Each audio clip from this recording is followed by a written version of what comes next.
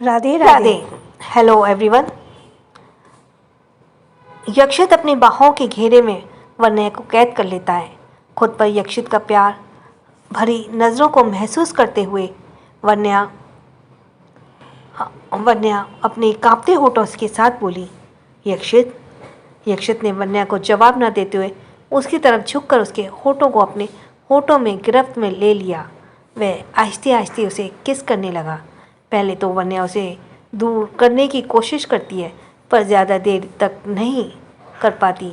यक्षित की नज़दीकियों को रेजिस्ट नहीं कर पाती यक्षित की नज़दीकियों को रेजिस्ट नहीं कर पाती और वह खुद भी उसका साथ देने लगती है। वन्या का साथ पाकर यक्षित की किस और भी डीप हो जाती है। उसके होठों को पूरे पैशन के किस करने के बाद जब यक्षित को फील होता है कि वन्या अपनी सांस के लिए लड़ रही है, तो यक्षित उसे रिलीज़ कर देता है। वन्या तेज तेज सांस लेकर खुद को नॉर्मल करने लगती है। यक्षित अभी भी अपनी डिज़ायर भरी निगाहों से वन्या को देख रहा था। वह वन्या के नेक की तरफ झुक गया और अपने गर्म होठ उसके नेक पर रख दिए। वह धीरे धीरे उस किस करने लगा। उसके इस तरह से छूने से वन्या सिहरने लगी। उसकी पकड़ यक्षित की पीठ पर कसने लगी, जिस यक्षित भी फील कर पा रहा था। उसके नेक की किस करते हुए यक्षित एक झटके से वन्या की साड़ी उसकी बॉडी से रिमूव कर देता है। ये फील करते वन्या अपने सीने को दोनों हाथों से क्रॉस करके छिपाने की कोशिश करती है। यक्षित आहिस्ता से उसके दोनों हाथों को अपने हाथों के गिरफ्त में लेकर आहिस्ता से नीचे झुककर वन्या की नेवल को किस करता है। फिर वन्या को अपनी गोद में उठाकर बेडरूम में आकर उसे आहिस्ता से बेड पर लेटा देता है और खुद उसके ऊपर आ जाता है। यक्षित ने अपनी बॉडी का वेट अपने दोनों हाथों पर दे दिया था ताकि वन्या की बॉडी पर उसका वेट ना पड़े। वन्या ने अपने मुलायम हाथ यक्षित के खुले सीने पर रख दिए थे और वह एकटक निहार रही थी। यक्षित वन्या के चेहरे पर आ रहे बालों को उसके कान के पीछे करते हुए उसके माथे को चूम लेता है। इस मीठे एहसास में वन्या की आंखें बंद हो जाती हैं। यक्षित उसके चांद से चेहरे को प्यार से निहारता है। फिर अचानक से उसने वन्या को अपने ऊपर कर लिया। उसका एक हाथ वन्या की कमर पर था, वहीं दूसरे हाथ से वह उसके बिखरे बालों को ठीक कर रहा था। वन्या एकटक यक्षित के हैंडसम फेस को निहारने लगी। उसने यक्षित के चेहरे की तरफ झुककर आहिस्ता से उसके होठों को चूम लिया, जिससे यक्षित के फेस पर एक स्माइल आ गई। वन्या ये बारी बारी से उसके दोनों गालों को भी चूम लिया। नीचे झुककर उसने जैसे ही यक्षित की नेक को किस किया, यक्षित की पकड़ वन्या की कमर पर मजबूत हो गई। उसकी पकड़ इतनी मजबूत थी कि वन्या को दर्द होने लगा। यक्षित ने वन्या को अपने नीचे कर लिया और उसके होठों को अपने होठों के गिरफ्त में लेकर एक बार फिर किस करने लगा। थोड़ी देर बाद ऐसे ही किस करने के बाद उसने उसके होठों को जोर से बाइट कर लिया, जिससे वन्या की चीख निकल गई। वह आंखें छोटी करके यक्षित को देखने लगी, पर इस वक्त यक्षित को उस पर बहुत प्यार आ रहा था, इसलिए वह यहीं पर नहीं रुका। वन्या की नेक को किस करते हुए नीचे आ गया और वन्या की पूरी बैली को किस करने लगा।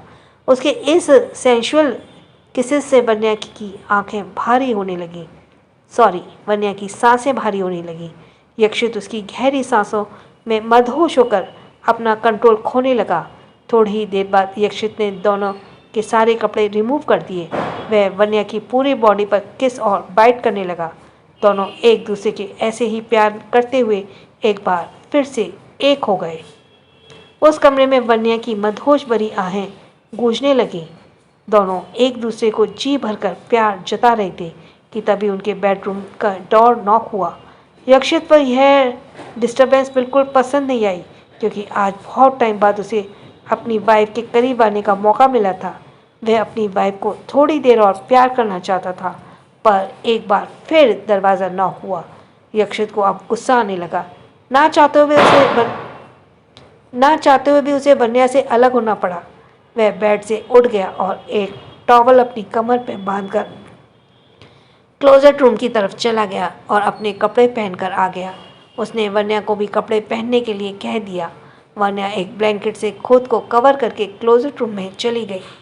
यक्षित ने दरवाज़ा खोला तो सामने वेद परेशान सा खड़ा था। अपने बेबी को देखते ही यक्षित का सारा गुस्सा गायब हो गया। उसने बेबी को यूं परेशान देख यक्षित ने उसे अपनी गोद में उठा लिया और अंदर लाकर दरवाज़ा बंद कर दिया। यक्षित वेद की तरफ देखते हुए बोला, बेटा क्या हुआ, आप परेशान क्यों हो? वेद अपनी कमर पर हाथ रखकर अपनी क्यूट वॉइस में बोला, डैडी, अने अंकल और दीदी आंटी की शादी होने वाली है, पर वेदांत ने तो अभी तक डिसाइड नहीं किया कि वो क्या पहनेगा। वेद ने बिल्कुल किसी बड़े की तरह ये कहा, जैसे कि ये कोई बहुत ही सीरियस मैटर हो। वन्या भी तब तक कपड़े पहनकर बाहर आ चुकी थी। उसने अपने बेबी की बातें सुन ली थी। यक्षित अपने बच्चे की क्यूट शिकायत सुनकर खुद को स्माइल कर से रोक नहीं पाया। वह उसके फूले हुए गालों को किस करते हुए बोला, लेकिन बेबी, आपको ये सोचने की ज़रूरत क्या है? आपकी मम्मा है ना, वो डिसाइड कर लेंगी। वेद भी अपनी मम्मा की तरफ देखते हुए बोला, अरे हाँ, वेदांत तो भूल ही गया था, मेरी मम्मा मेरे लिए कपड़े डिसाइड कर लेंगी। ये बोलते हुए वन्या की गोद में चला जाता है। वन्या उसे अपनी गोद में लेकर यक्षित के बगल में सोफे पर बैठ जाती है। वेद अपनी मम्मा को ही निहार रहा था। वेद को अपनी तरफ यूं देखता देख वन्या उसकी पीठ को प्यार से सहलाते हुए बोली, आप क्या देख रहे हैं बच्चा? वेद वन्या के कंधे को तरफ पॉइंट करते हुए बोला, मम्मा, क्या आपको किले ने फिल से काट लिया? वन्या सवालिया नजरों से वेद की तरफ देखती है, फिर उस वक्त जिधर वेद अपनी उंगली पॉइंट कर रहा था। दरअसल ये यक्षित का दिया लव बाइट था। उसने उसे कंधे पर जोर से बाइट किया था, जिसे उसके कंधे पर दांतों के निशान बन गए थे। वन्या ने एक नज़र घूर कर यक्षित को देखा। वह वेद की तरफ देखते हुए बोली, हाँ बेबी, आपकी मम्मा को कोई कीड़े ने काटा है। वेद अपनी मम्मा को ध्यान से देखने लगा, जैसे कि वन्या की बाइट मार्क उसे देखकर उसे भी दर्द हो रहा हो। वह अपनी मम्मा की नेक की तरफ से पॉइंट करते हुए बोला, मम्मा, हमको कीड़े ने यहाँ पर भी काटा है। फिर वन्या के चेहरे की तरफ फिक्र भरी निगाहों से देखते हुए बोला, मम्मा, क्या आपको बहुत दर्द हो रहा है? वेद के चेहरे पर अपने लिए फिक्र देखकर वन्या का दिल पिघल गया। उसने आहिस्ते से वेद के छोटे होठों पर किस कर लिया। कुछ सोचते हुए वेद बोला, मम्मा, आप ना पिघल मत करो, मैं आपका जल अभी ठीक कर देता हूँ। यक्षित भी अपने बेबी की तरफ ही देख रहा था। वो अपनी मम्मा के दर्द को कम करने के लिए क्या करने वाला है। वेद आहिस्ता से वन्या के कंधे की तरफ झुक गया और अपने छोटे छोटे होठों से वन्या के बाइट मार्क को किस कर लिया। उसने उसकी नेक पर मार्क्स को भी किस कर लिया। वन्या अपने बेबी की क्यूट हरकतें देखकर स्माइल करने लगी। फिर वह मासूमियत से अपनी मम्मा की तरफ देखते हुए बोला, मम्मा, आपका दिल ठीक हो जाएगा।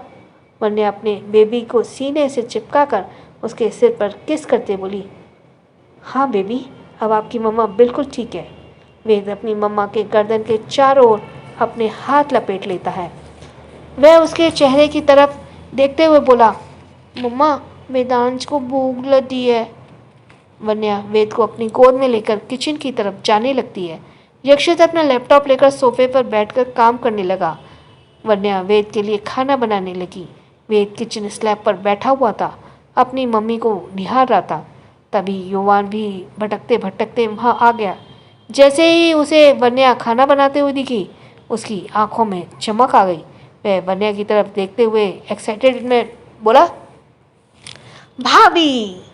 फिर वह वन्या के कंधों पर झाँक कर ये देखने लगा कि क्या वन्या आखिर बना रही है। वन्या उसकी तरफ देखते हुए बोली, तुम भी बैठो, थोड़ी देर में तुम्हें खाना मिल जाएगा। ये सुनकर युवान स्लैब से ही वेद के बगल में बैठ जाता है। वह अपने छोटे छोटे पैरों को नीचे हिला रहा था। युवान अपनी भाभी की तरफ देखते हुए बोला, भाभी, आप बहुत स्वीट हो।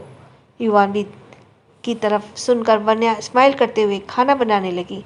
वहीं वेद अपने दोनों हाथों पर हाथ रखकर अपनी मम्मा को देखते हुए बोला, टाटू, मेरी मम्मा चपचे चुईट है। युवान वेद के सिर पर प्यार से हाथ फेरते बोला, सही कहा चैम्प, आपकी मम्मा सबसे स्वीट है। वेद कुछ सोचते हुए बोला, और चपचे क्यूट भी। थोड़ी देर बाद खाना बिल्कुल रेडी हो जाता है। वन्या उसे 2 प्लेट में निकालकर ठंडा होने के लिए रख देती है। जब वो ठंडा हो जाता है तो वो 1 प्लेट युवान को दे देती है और दूसरी प्लेट उठाकर अपने बेबी को खिलाने लगती है। वे छोटे छोटे बाइट लेकर खाने लगा। थोड़ी देर में ही दोनों चाचा भतीजे ने खाना फिनिश कर लिया। वन्या वेद की तरफ देखते हुए बोली, बेबी जाओ अपने चाचू के साथ खेलो। मम्मा को कुछ काम है। युवन वेद को गोद में लेकर बाहर गार्डन की तरफ चला गया क्योंकि वेद अपने चाचू के साथ फुटबॉल खेलने वाला था। वो दोनों फुटबॉल लेकर गार्डन की तरफ चले गए। वहाँ पर बाकी बॉयज़ भी थे। सभी मिलकर वेद के साथ फुटबॉल खेलने लगे। वन्या जीविका के रूम में आई। जीविका विंडो के सामने खड़े होकर बाहर की तरफ देख रही थी। वन्या ने आहिस्ते से उसके कंधे पर हाथ रखा जिससे जीविका का ध्यान टूटा और वह अपनी दी को देखने लगी। उनके बाद वो नॉर्मल दिखने को कहा। नॉर्मल दिखाते हुए वह बोली, दी आप? पर वन्या अपनी बहन के बचपन से जानती थी जीविका चाहे लाख कोशिश कर ले पर वन्या उसके दिल की बातें जान ही लेती थी। वन्या जीविका के गालों पर सिर सहलाते हुए बोली, मैं जानती हूँ तुम सैड हो, इसलिए अपने दी से छुपाने की कोशिश मत करना। जीविका ने अपने गम छिपाते की बहुत कोशिश की पर छिपा नहीं पाई। उसकी तकलीफ़ें आंसू के रूप में बाहर आने लगी। वन्या ने उसके कंधे को पकड़कर बेड पर लाकर आहिस्ते से बिठा दिया और खुद उसके बगल में बैठ गई। उसने जीविका के आंसुओं को पोंछते हुए कहा, अब बताओ क्या बात है? तुम्हें पता है ना मैं तुम्हें रोते हुए नहीं देख सकती। जीविका ने अपनी आंसू भरी आंखों से वन्या की तरफ देखते हुए हाँ में सिर हिला दिया और कहा, दी मेरा दिल टूट गया है, मुझे बहुत तकलीफ हो रही है, किसी ने मेरा दिल दुखाया है। वन्या जीविका की तरफ देखते हुए बोली, क्या वो विवेक है? जीविका ने हाँ में सिर हिला दिया तो वन्या उसकी तरफ देखते हुए बोली, अच्छा अब बताओ कि आखिर बात क्या है। जीविका सारी बातें वन्या को बता देती है। वह अपने आंखों में आंसू लेकर बोली, दी विवेक ने मुझसे झूठ कहा, मुझे अंधेरे में रखा, उन्होंने मुझे धोखा दिया। आपको पता है मैं उनसे प्यार करने लगी थी पर अब मुझे उनकी सच्चाई पता चली तो मेरा दिल टूट गया, बिखर गया। ये बोलते हुए वह जोर जोर से रोने लगी। वन्या उसे कसकर अपनी बाहों में थाम लेती है। वह जीविका की पीठ रब करते हुए उसे शांत करने की कोशिश करती है। जीविका थोड़ी देर तक अपनी दी के सीने से लगकर जी भर के रोती है। थोड़ी देर बाद जब वह शांत हो जाती है तो वन्या उसके गालों को अपने हाथों में भरकर उसके आंसू को पोंछ लेती है। वह बेड के साइड टेबल पर रखा पानी का गिलास लेकर जीविका को पानी पिलाती है। फिर उसके सिर पर प्यार से हाथ फेरते हुए बोली, तुम्हें कैसे पता चला कि विवेक ओबरॉय एंटरप्राइजेस का CEO है?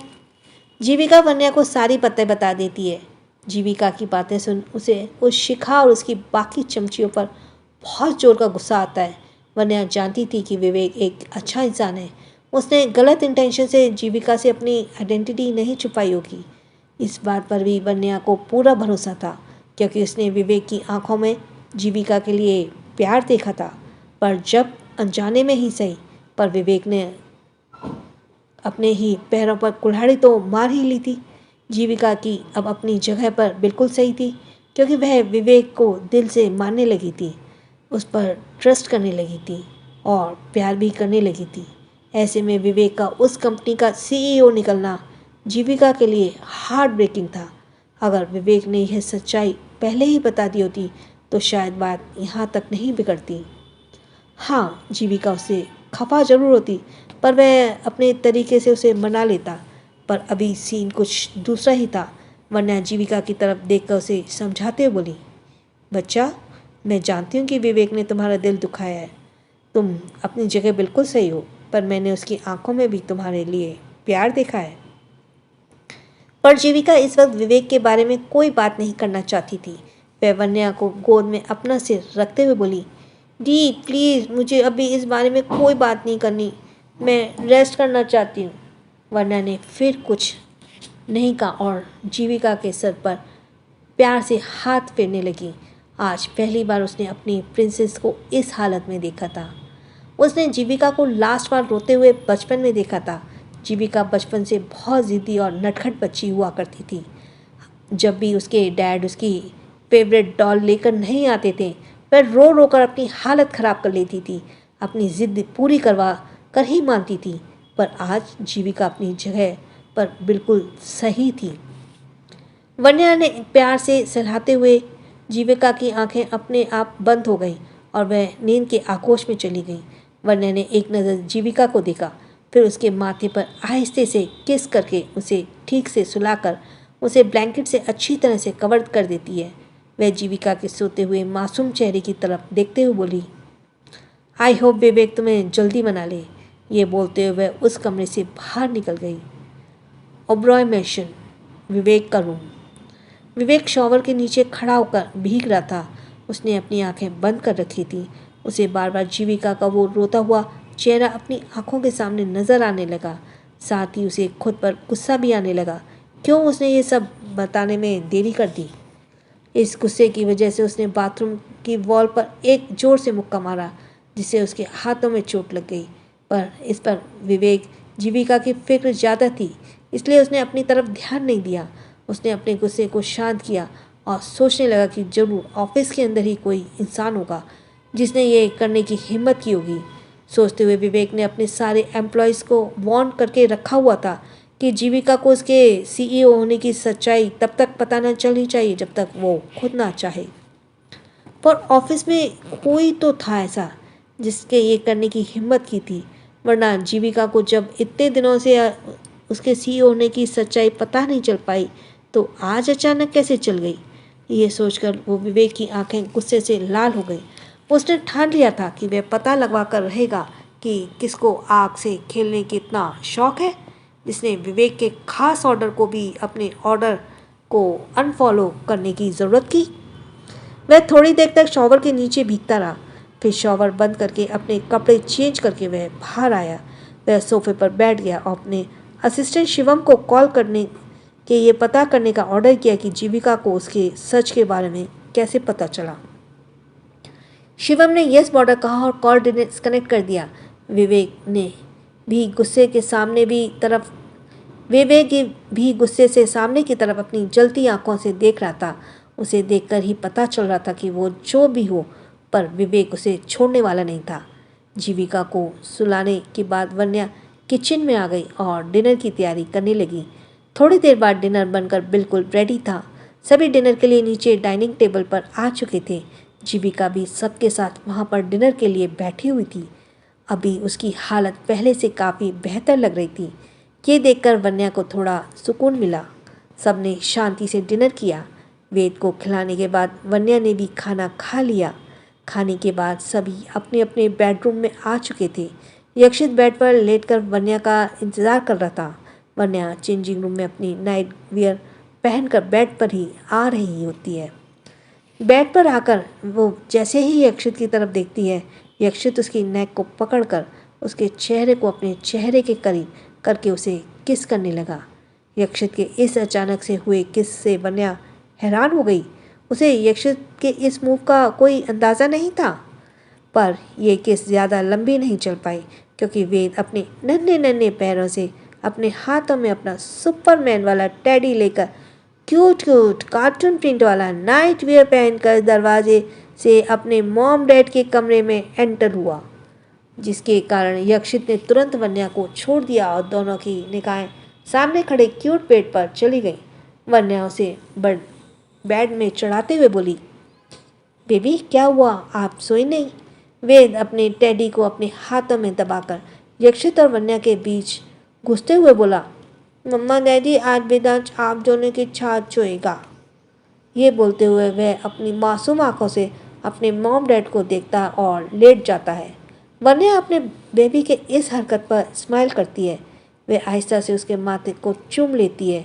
वहीं यक्षित भी अब उसकी छोटी सी नाक को चूम कर उसे ब्लैंकेट से कवर कर देता है। वन्या उसे सुलाने की कोशिश करते हुए बोली, बेबी रात बहुत हो गई है, अब आप सो जाइए। वन्या के ऐसा कहने पर वेद वन्या के गलों को किस करते हुए बोला, गुड नाइट मम्मा। वन्या उसके गालों को चूमते हुए बोली, गुड नाइट मेरा बच्चा। वेद अपने डैडी के गालों पर भी किस करते हुए बोला। Good night daddy. यक्षित भी अपने बेबी को किस करते हुए गुड नाइट बोलता है। वह वेद के छोटे से पेट पर प्यार से थपकियां देता है, जिससे जल्द ही वह नींद के आगोश में चला गया। सोते हुए भी वह अपने टैडी को हक किए हुए था। ऐसा करते ही वह बहुत क्यूट भी नजर आ रहा था। यक्षित ने वेद के सोते हुए मासूम चेहरे की तरफ देखकर उसके माथे को आहिस्ते से चूम लिया। फिर वन्या, जिसकी आंखें अभी भी खुली हुई थीं, उसके एक हाथ को अपने हाथों में लेकर उसे किस करते बोली, रात बहुत हो रही है, वाइफी तुम भी सो जाओ। वन्या ने हाँ में से हिला दिया और वेद को अपने सीने से लगाकर अपनी आंखें बंद कर ली। यक्षित ने भी दोनों को हक कर लिया और अपनी आंखें बंद कर थोड़ी ही देर में वह भी नींद के आगोश में चला गया। ओबरॉय मैंशन, विवेक का रूम। विवेक अपने बेड पर लेटा हुआ था। वह बार बार अपने करवट बदलने में लगा हुआ था कि आज उसकी आंखों में नींद कहीं कोसों दूर थी। वह लगातार जीविका के बारे में ही सोच रहा था। उसके मन में बार बार यही सवाल आ रहा था कि कहीं उसकी और जीविका की कहानी शुरू होने से पहले खत्म तो नहीं हो जाएगी। पर फिर वह अपने मन को समझाने लगा कि उसने जानबूझकर ये थोड़े किया था।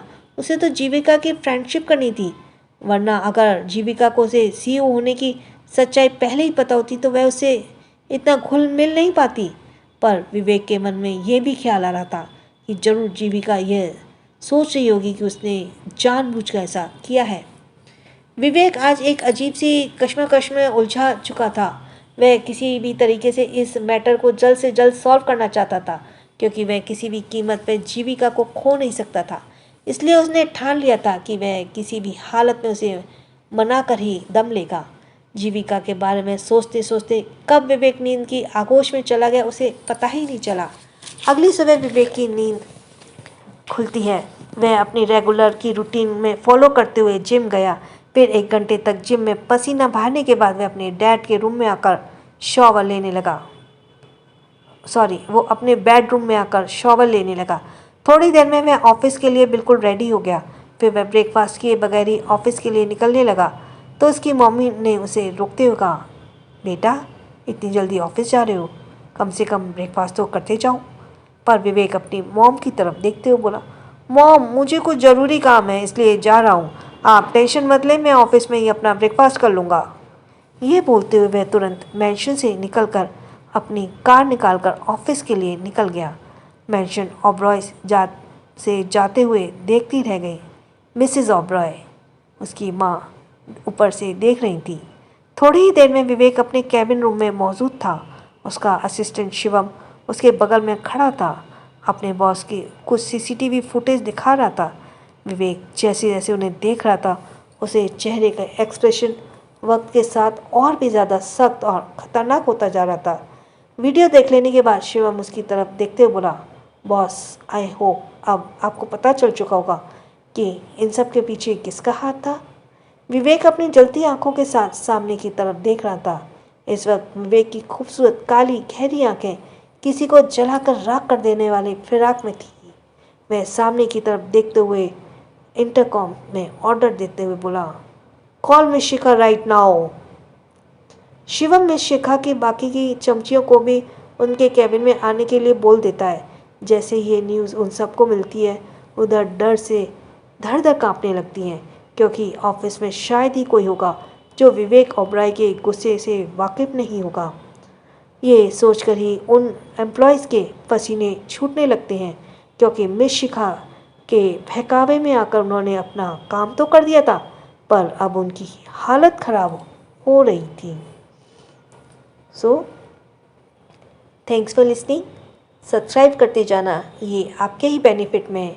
अगर कोई अपडेट आता है या कोई प्रॉब्लम हो गई, नया चैनल खुलता है, तो उसके बारे का अपडेट भी आपको इसी सब्सक्राइबर्स को ही मिल पाएगा। अनसब्सक्राइब को उस नए चैनल के बारे में कुछ नहीं पता पड़ेगा। सो प्लीज़ आप सब्सक्राइब करते हुए जाइएगा, आप अपने बेनिफिट के लिए। So thanks for listening. छोटों का प्यार, बड़ों का सम्मान। सब्सक्राइब किया ना, ये आपके लिए ही अच्छा है। नोटिफिकेशंस मिलेंगे और जो भी चेंजेस होंगे कभी भी वो भी मिलेंगे। सो राधे राधे।